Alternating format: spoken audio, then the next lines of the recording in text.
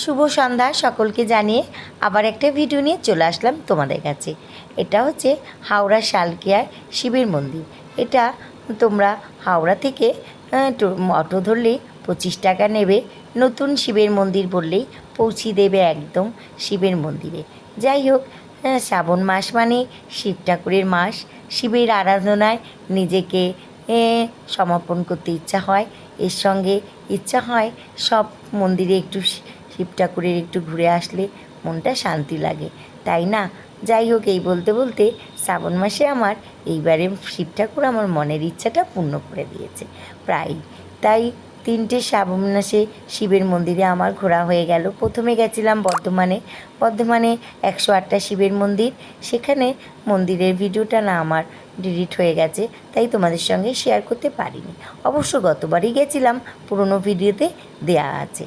দ্বিতীয় এসে গেছিলাম শালকিয়া হচ্ছে নতুন মন্দির। এখানে খুব বড় শিব ঠাকুর দেখে তো একদম সত্যি মনটা শান্তি হয়ে গেল।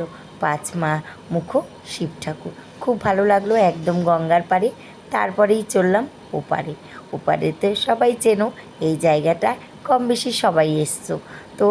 আর শ্রাবণ মাসে আমি এই ফার্স্ট এসেছি, এর আগে এসেছিলাম। এটা হচ্ছে ভূতনাথ বাবার মন্দির। এই দেখো কত ভিড় হয়েছে, তাই না?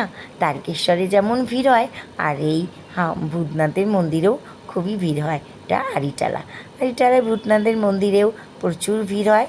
আর এই দেখো সবাই কত ভক্তরা বাবার কাছে চলে এসছে, ওদের সঙ্গে আমরাও দলে যোগ দিলাম। এই দেখো আবার একটা ছোট্ট বেবি, তাই না? ও শিবের ভক্ত নিশ্চয়ই, তাই বাবার সঙ্গে হয়তো চলে এসছে। সব কিছু নিয়ে ভিডিওটা তোমাদেরকে শেয়ার করলাম। যদি পারো তোমরাও একটু ঘুরে এসো আমার মতন। আর এই দেখো কত ভিড় হয়েছে, তাই না? প্রচুর ভিড় তো হবেই। কষ্ট করলেই তো কেষ্ট মেলে। আমার মতন তো আরও সব ভক্তরা চলে এসছে, তাই না?